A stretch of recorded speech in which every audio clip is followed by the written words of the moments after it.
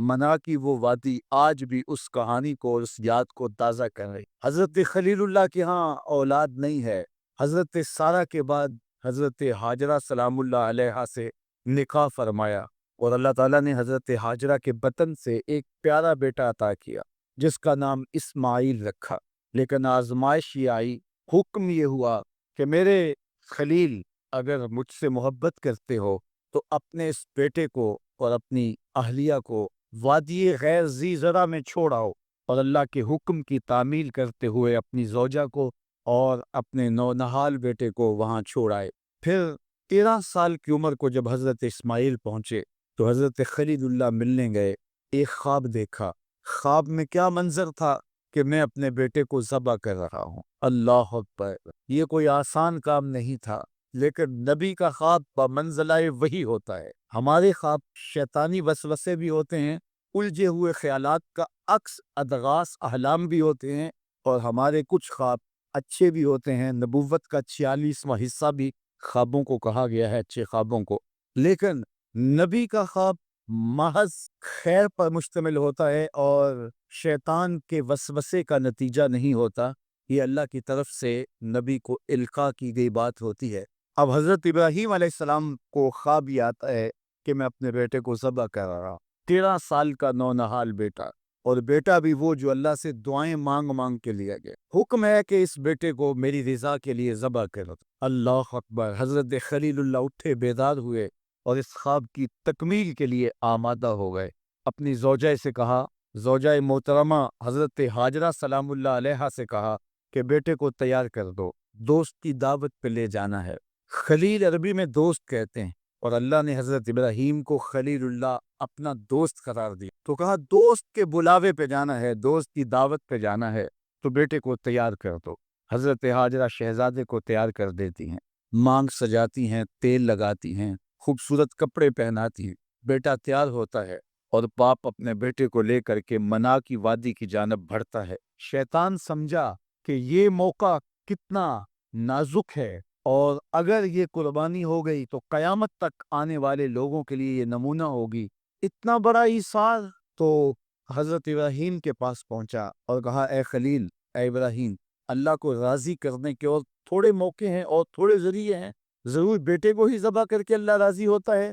تو حضرت خلیل اللہ نے کنکر اٹھا کے اس کو مارتے ہوئے کہا بھاگ جا یہاں سے، میری گود میں ایک اسماعیل ہے، اگر 1000 اسماعیل بھی ہوتے رب کے حکم پہ قربان کرتے۔ حضرت اسماعیل کے پاس آیا، تمہارا باپ تمہیں کہاں لے کے جا رہا ہے؟ کہا دوست کی دعوت پہ، ان کے دوست نے بلایا ہے، اس دعوت پہ ہم جا رہے۔ کہا نہیں نہیں، تمہیں ذبح کرنا چاہ رہا ہے اور اس کو اللہ کا حکم سمجھ رہا۔ تو آپ نے بھی پتھر اٹھا کے مارا، کہا ہٹ جا میرے راستے سے۔ اسماعیل کے بدن میں ایک جان ہے، لو لو میں بھی جان ہوتی، رب کے حکم پہ قربان کر دے۔ ماں کی ممتا بڑی کمزور ہوتی ہے، اولاد کے لیے اس کے جذبات بڑے حساس ہوتے ہیں۔ تو سیدہ ہاجرہ کے پاس آ پہنچا، کہا ہاجرہ شہزادہ کدھر ہے؟ کہا کہ باپ بیٹے کو لے کر کے دوست کی دعوت پہ گیا ہے۔ کہا کہ وہ تو ذبح کرنے لے جا رہا ہے۔ کہا کوئی سوچ کے بات کر، وہ بیٹے کو ذبح کرے گا جس کو اللہ سے مانگ مانگ کے لیا، بڑھاپے کا سہارا، عصائے پیری، راتوں کے رت جگے، سسکیاں، آہیں اور دعائیں اور التجائیں اور تمنائیں اللہ کے حضور کر کر کے رب سے مانگ مانگ کے بیٹا لیا، اور اس کو اپنے ہاتھوں سے ذبح کر دے گا؟ بیٹا تو نالائق بھی ہو تو کوئی باپ اسے ذبح نہیں کرتا۔ یہ بیٹا، اس کی آنکھوں میں تو نور اور چمک اور روشنی نبوت کی نظر آ رہی ہے، بھلا باپ کیسے ذبح کرے گا؟ تو کہا وہ اسے اللہ کا حکم سمجھ رہا ہے۔ کہا اچھا؟ کہا ہاں۔ تو حضرت ہاجرہ نے کہا ظالم، تو کہیں شیطان تو نہیں ہے؟ میری گود میں آج ایک اسماعیل ہے، اگر رب کا حکم ہے تو 1000 اسماعیل بھی ہوتا تو قربان کر۔ ماں کی ممتا پہ قربان جائیے، بیٹے کی وفاداری پہ قربان جائیے، اور باپ کی اللہ کے حکم کی تعمیل اور ایثار کے جذبوں پہ قربان جائیے۔ جب وادی منا میں پہنچے تو حضرت اسماعیل علیہ السلام کو حضرت خلیل اللہ نے کہا یا بنیا، اے میرے بیٹے، کتنا دل آویز لہجہ ہے، کتنا پیار ٹپک رہا ہے۔ اے میرے بیٹے، میں نے خواب دیکھا ہے۔ خواب کیا دیکھا ہے؟ کہ میں یہ خواب دیکھ رہا ہوں کہ میں تجھے ذبح کر رہا ہوں۔ فانظر ماذا ترى، اب تو بتا تیری رائے کیا؟ باپ بیٹے سے کہے کہ میں تمہیں ذبح کر رہا ہوں تو بیٹے کا انداز کیا ہو؟ آج تو باپ کسی بیٹے کو زیادہ محبت سے نواز دے تو دوسرے بیٹے شکایت کو نہ ہو جاتے ہیں کہ ہمارا باپ ظالم ہو گیا. کسی وجہ سے کسی کو ترجیح دے دے، اپنے مال میں سے کسی کو کچھ زیادہ دے دے، اور وہ اس کا اختیاری مال ہو، لیکن اس کے باوجود بھی وہ اپنے چچاؤں کو، عزیزوں کو، رشتہ داروں کو کہتے ہیں جناب ہمارا باپ منصف نہیں رہا، ہمارا باپ زیادتی کر رہا ہے. یار یہاں باپ بیٹے کو کہہ رہا ہے کہ بیٹا میں تجھے ذبح کر رہا ہوں، بیٹے کے تیور نہیں بدلتے. یہ فیضان نظر تھا یا کہ مکتب کی کرامت تھی؟ سکھائے کس نے اسماعیل کو آداب فرض؟ باپ نے کہا بیٹا میں تجھے ذبح کر رہا ہوں. بیٹے کا دل آویز جواب سنیے. بیٹا سر جھکا دیتا، امتثال امر تھا، حکم کی تعمیل تھی. بیٹا کہتا جی جیسے آپ کی مرضی، یہ بھی امتثال امر تھا. بیٹا خاموشی سے جھک جاتا، یہ بھی امتثال امر تھا. گردن رکھ دیتا، یہ امتثال امر تھا. بیٹا کہتا جی جیسے آپ چاہیں، امتثال امر تھا. لیکن بیٹے نے جو جواب دیا قیامت تک اس کو بھی سنہری حروف سے لکھا جائے گا. باپ نے کہا بیٹا میں تجھ کو ذبح کرنا چاہ رہا ہوں. جواب کیا آیا؟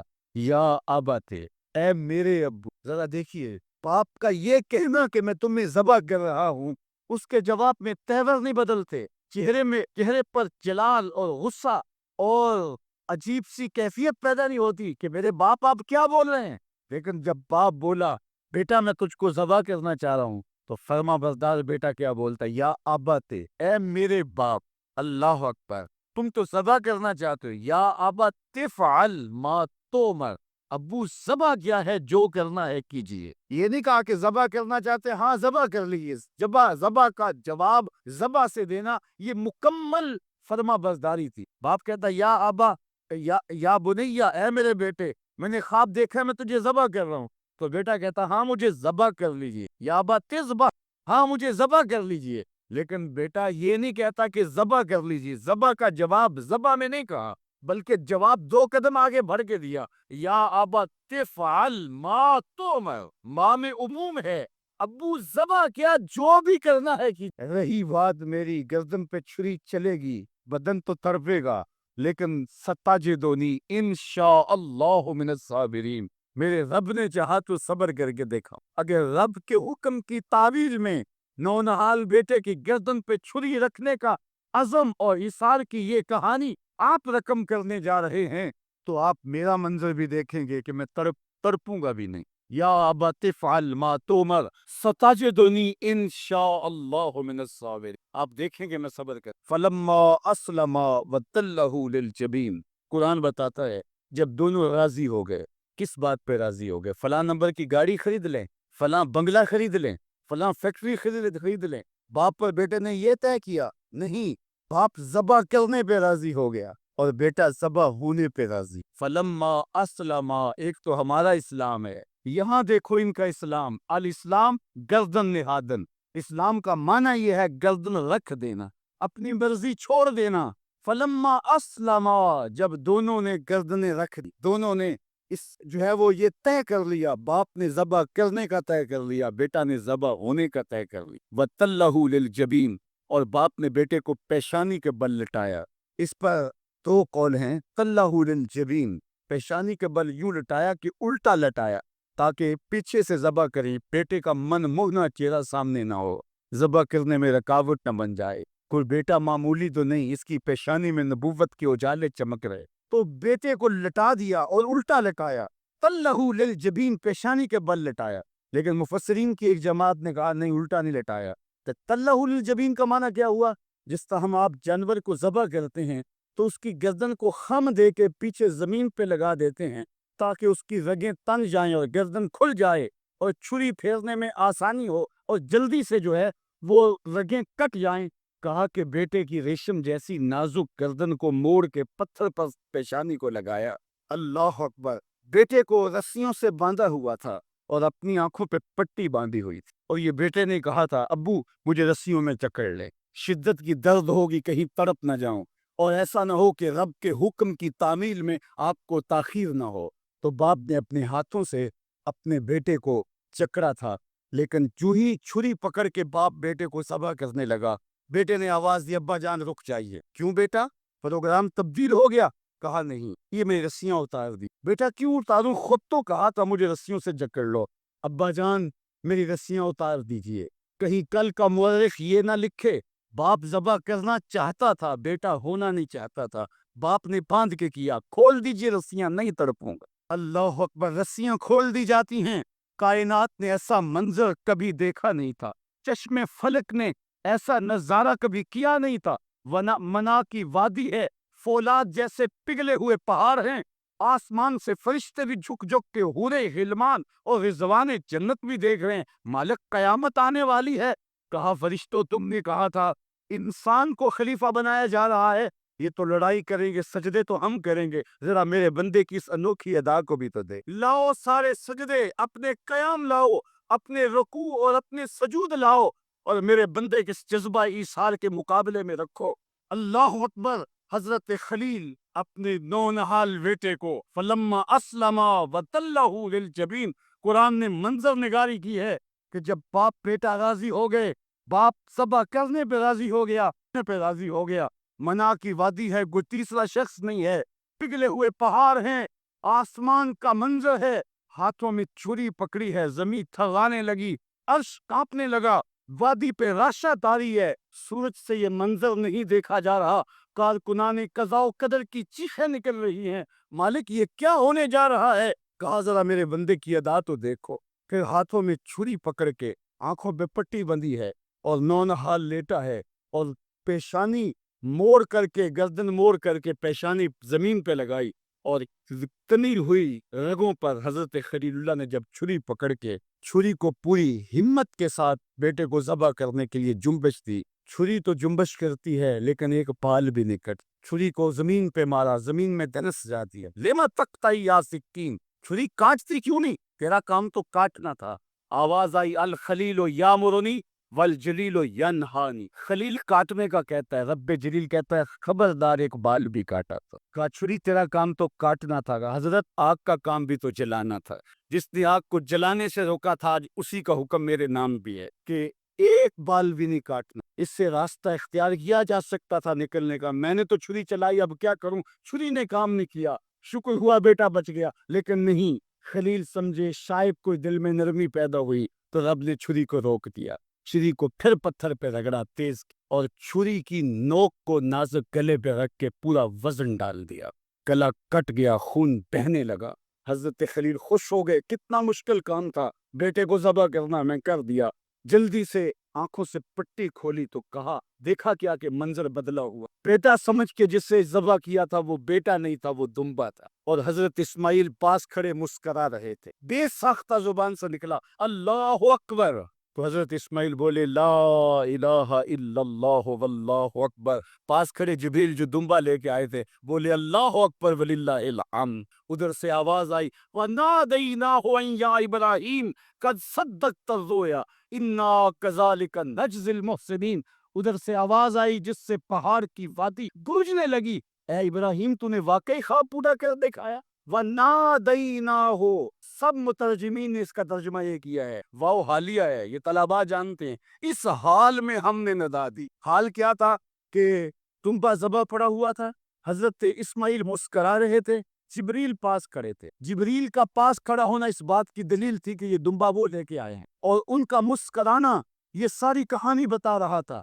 تو حضرت ابراہیم علیہ السلام نے جب یہ منظر دیکھا یقین تو ہو گیا کہ یہ رب کی طرف سے انتظام ہے، جبریل لے کے دمبا کھڑے ہیں، تو یہ یقین تو تھا، لیکن مزید تیقن پیدا کرنے کے لیے اللہ کی وحی اترنے لگی اور حضرت خلیل کا دل باغ باغ ہو گیا۔ وَنَادَيْنَاهُ، اس حال میں جب دمبا ذبح پڑا تھا، اسماعیل خوش کن مسکرا رہے تھے، خوبصورت ہنسی ہنس رہے تھے، مسکرا رہے تھے، اور حضرت جبریل بھی مسکرا رہے تھے، تو اس حال میں ہم نے ندا دی۔ ابراہیم تو نے واقعی خواب پورا کر دکھایا۔ سب نے یہ ترجمہ کیا اس حال میں ہم نے ندا دی، کیونکہ باؤ حالیہ ہے، لیکن ٹھنڈ نہیں پڑتی تھی، ٹھنڈ تب پڑی جب کنز الایمان کھولا، تو میرے امام نے اس کا جو ترجمہ کیا آپ اشش کر اٹھیں گے۔ سب نے کہا اس حال میں ہم ندا دی کہ اے ابراہیم تو نے واقعی خواب پورا کر دکھایا، لیکن اعلیٰ حضرت جنہوں نے قرآن کا ترجمہ ہی نہیں کیا، قرآن کی ترجمانی بھی کی، انہوں نے اس کا ترجمہ کیا وَنَادَيْنَاهُ أَن يَا إِبْرَاهِيمُ۔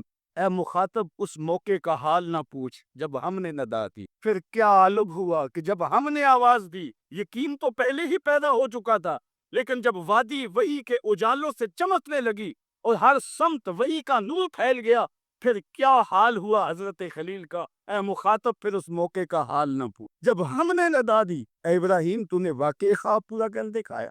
انا کذالک نجزی المحسنین، ہم نیکوکاروں کو یوں ہی جزا دیتے۔ ہم آپ کا بیٹا تو نہیں لینا تھا۔ بس ابراہیم، تیرا امتحان پورا ہو گیا، تو نے امتحان میں 100 نمبر لے لیے، سرخرو ہو گیا، کامیاب ہو گیا۔ یہ تماشائے لب بام تو نہیں تھا، یہ کوئی آسان کام تو نہیں تھا۔ اللہ اکبر! فرمایا ہم نے اس کو پچھلوں کے لیے سنت کے طور پہ باقی رکھا۔ سلام علی ابراہیم، ابراہیم تیرے اوپر سلام۔ آج اسی منسک پہ، اسی قربان گاہ پہ 40 لاکھ حجاج کرام قربانیاں پیش کرتے، کوئی 2 قربانیاں، کوئی 5 قربانیاں، بعض 100 اونٹ پیش کر رہے ہیں۔ اللہ اکبر! صدیاں گزر گئیں، یہ تو صرف منا کی قربان گاہ ہے۔ پوری دنیا پہ پھیلے ہوئے مسلمان اس دن جانور ذبح کر رہے ہوتی۔ جب پوچھا گیا حضور یہ قربانیاں کیا ہیں، فرمایا تمہارے باپ ابراہیم کی طرف ہے، اور فرمایا کہ ان کو خوش دلی سے اللہ کی راہ میں قربان، قیامت کے دن یہ اپنے بالوں کے ساتھ، اپنے سینگوں کے ساتھ اور اپنے کھروں کے ساتھ آئیں۔ اور یہ بھی ارشاد فرمایا کہ کل پل صراط پر یہ سواریاں بن کے تمہیں پل صراط سے پار لگائیں۔ اور جب قربانی کے لیے کوئی شخص جانور خوش دلی کے ساتھ رضائے الہی کی اصول کے لیے ذبح کرتا ہے، تو اس جانور کا خون زمین پر گرنے سے قبل یہ عمل قبول کر لیا جاتا ہے۔ اور یہ بات بھی ذہن میں رکھیے گا کہ ایام نہر یہ 3 دن جو خون بہانے کے ہیں، 10، 11 اور 12 تاریخ، ان ایام میں آپ جو بھی عمل کریں، نماز پڑھیں اور دیگر صالح اعمال کریں، بہت قابل قبول ہیں اور اللہ ان کو قدر کی نگاہ سے دیکھتا۔ لیکن ان ایام میں جو سب سے زیادہ اللہ کو محبوب عمل ہے، وہ راہ خدا میں خون بہانا ہے، قربانی پیش کرنا۔ تو قربانی کا کوئی اور متبادل نہیں ہو سکتا۔ کچھ لوگ یہ فلسفہ ان دنوں کے اندر بیان کرتے ہیں کہ 20-50 ہزار کی قربانی کرنے کی بجائے اتنے اگر کسی غریب کو دے دیے جائیں تو اس کے 2-3 مہینے خیریت سے گزر جاتے ہیں، اور وہ گھر کے اندر جو ہے وہ ضرورت کی چیزیں ڈال لے تو گوشت تو 2-4 دن کے اندر کھایا پیا جاتا ہے، ختم ہو جاتا ہے۔ لیکن اگر اتنے پیسے کسی غریب کے گھر دے دیے جائے تو یہ اچھی بات ہے۔ تو اسلام کا بھی اس عمل سے روکتا ہے، غریب کی مدد کیجیے، صرف عید کے دن ہی نہیں، مینڈے کی جگہ ہی نہیں، بلکہ اسلام تو راہ خدا میں جانور ذبح کر کے اسی جذبے کو بیدار کرنا چاہتا ہے کہ تمہیں گوشت کی ضرورت بھی نہیں تھی، پھر بھی تم نے ذبح کر دیا۔ تو جہاں ضرورت ہوگی اور تمہاری ہمسائیگی میں، تمہارے اطراف جب کوئی غریب ہوگا تو پھر تم اس کے لیے ذبح کیوں نہیں کرو گے؟ اس کے لیے تم قربانی کیوں نہیں کرو گے؟ اثار کیوں نہیں کرو گے؟ یہاں تو پھر بھی ہم گوشت خود کھا لیتے ہیں یا غربا میں بانٹ دیتے ہیں، لیکن منا کی وادی میں جہاں لاکھوں قربانیاں پیش کی جاتی ہیں، وہاں تو جانور کاٹ کے اس کو ذبح کر کے بس چھوڑ دیا، اس کے گوشت سے غرض ہی نہیں ہوتی۔ زیادہ تر حجاج ایسے ہوتے ہیں جن کو یہ بتا دیا جاتا ہے کہ تمہاری قربانی کر دی، اور وہ فون کال کے انتظار میں یا حکومت وقت کی جانب سے دیے گئے وقت کے بعد حلق کروا دیتے، تو انہوں نے نہ اپنا جانور دیکھا ہوتا ہے، نہ اس کو ذبح ہوتے دیکھتے ہیں، تو صرف انہیں ٹائم بتلا دیا جاتا ہے یا ان کو کال کر دی جاتی ہے تو یہ ان کے لیے کافی ہوتا، تو وہاں تو گوشت کھانا بھی مقصود نہیں، تو صرف اللہ کی رضا کے لیے جانور ذبح کرنا۔ تو جب رضا الہی کے لیے جانور ذبح کرنے کا جذبہ پیدا کر کے تمہیں راہ خدا میں خرچ کرنے کی ترغیب دی جاتی ہے، تو پھر تم پورا سال خرچ کر، تمہارے لیے کوئی مشکل اور کوئی مشقت نہیں ہوگی۔ لیکن اگر تم جو ہے وہ اس جذبہ خیر سے نور حاصل نہیں کرو گے تو پھر تمہیں یہ دولت نصیب نہیں ہوگی۔ تو سب سے افضل عمل ان 3 ایام کے اندر جو بتایا گیا وہ یہی ہے کہ راہ خدا کے اندر خون بہانا۔ اللہ کے محبوب علیہ الصلوۃ والسلام کی خدمت میں جو ہے وہ مینڈے لائے گئے جو چتکبرے تھے، اور حضور علیہ الصلوۃ والسلام نے اپنے مبارک ہاتھ سے ان کو ذبح کی۔ تو عید قرباں یہ ایثار کی عید ہے، یہ قربانی کی عید ہے، اور اسلام ہمیں قربانی سکھاتا ہے۔ اسلام لمحہ لمحہ قربانی ہے، ایک ایک ساتھ اسلام قربانی کا نام ہے، اور ہمیں درس سے زندگی یہی دیا جاتا ہے کہ ہم قربانی سے اپنی زندگی کو عبارت کریں۔ ہر طرف بتوں کی پرستش ہے، نمرود کے مجسمے بنے ہوئے ہیں اور لوگ ان کی پوجا پاٹ کرتے ہیں۔ اب ابراہیم کا امتحان ہے کہ کیا اس ماحول کے اندر وہ ان کی طرف جھکاؤ کرتا ہے، لیکن جناب ابراہیم کہتے ہیں کہ ان تماثیل کے آگے تم آسن مارے بیٹھے ہو، جو اپنا دفاع بھی نہیں کر سکتے اور اپنی ضرورت کی تکمیل بھی نہیں کر سکتے، تمہاری ضرورتوں کو کیسے پورا کرے؟ تو یہ میرے رب نہیں ہو سکتے۔ شمس و قمر کو، چاند کو، سورج کو، ستاروں کو پوجتے ہو، اچھا یہ چاند، یہ ستارے رب ہے؟ تو جب ڈوب گئے تو کہا کہ جو ڈوبنے والے ہیں وہ میرے رب تو نہیں ہو سکتے، مجھے رب کی ضرورت پڑ جائے، رب ڈوبا ہوا ہو تو مجھے تو وہ چاہیے جو ہر وقت حاضر ہو، تو میں تو اس رب کی پوجا نہیں کر سکتا۔ یہ ان کے شعور کا امتحان، اور اس شعوری امتحان میں پورے نکلے۔ پھر اس کے بعد اگلا امتحان تھا کہ وہ اس شعور کو بیان کرنے کی طاقت بھی رکھتے ہیں کہ نہیں۔ پھر بت کدا ٹوٹتا ہے، نمرود کا دربار سجتا ہے، اور وہاں جو خطبہ حضرت ابراہیم نے دیا زمانے نے، جب کلہاڑا اس بڑے بت کے کندھے پہ رکھ دیا اور باقی سارے بتوں کا تیا پانچا کر کے رکھ دیا، جب وہ میلے سے واپس آئے تو ابراہیم بڑی بے نیازی سے بولتے ہیں کہ بڑے نے کیا ہوگا، دیکھو اسلحہ تو اسی کے کندھے پر ہے۔ تو وہ کہنے لگے ابراہیم تو جانتا ہے یہ بولتے نہیں، اور حضرت ابراہیم یہی تو لانا چاہتے۔ پھر جو خطبہ دیا، اُفٍّ لَكُمْ وَلِمَا تَعْبُدُونَ مِن دُونِ اللَّهِ أَفَلَا تَعْقِلُونَ، افسوس ہے تمہارے اوپر اور افسوس ہے ان پر جن کو تم اللہ کے علاوہ پوجتے۔ افلا تعقلون، تمہاری کھوپڑی میں دماغ نہیں ہے؟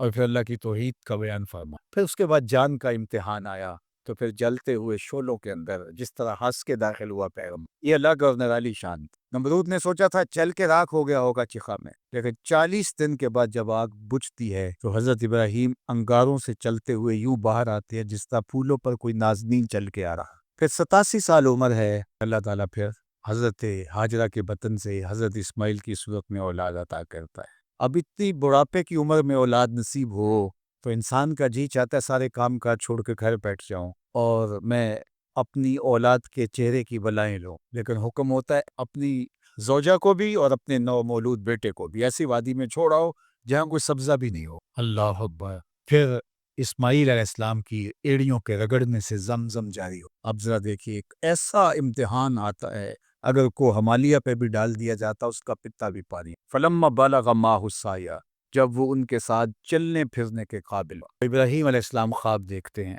اور خواب کیا دیکھتے ہیں کہ میں بیٹے کو ذبح، فلما اسلما، جب دونوں راضی ہو گئے، باپ ذبح کرنے پہ اور بیٹا ذبح ہونے۔ اب باپ کی آنکھوں پہ پٹی بند، ہاتھ میں چھری ہے، 100 سال کا بوڑھا باپ، جبل صبیر کا تامن منا کی وادی، کارکنان قضاء و قدر دم بخود ہیں، شمس و قمر، یہ منظر آج سے قبل انہوں نے نہیں دیکھا تھا، اور سورج بادلوں کی اوٹ میں منہ چھپانے کی کوشش کر رہا ہے کہ یہ منظر مجھ سے نہیں دیکھا جائے گا۔ حوروں کی چیخیں نکل رہی ہے، کائنات تھرا رہی ہے، مالک قیامت آنے والی۔ اور مالک بھی فرشتوں سے کہہ رہا تھا کہ تم کہتے تھے نا کہ سجدے ہم کریں گے، تسبیحات ہم کریں گے، انسان تو دینگا مشتیاں کرے گا، ذرا میرے بندے کی اس ادا کو بھی، میرے حکم کی تعمیل پر میرے بندے کی اس انوکھی ادا کو بھی دیکھو۔ چھری کی نوک حلق کے اوپر رکھ کے پورا وزن ڈال دیا، گلا کٹ گیا، خون بہنے لگا۔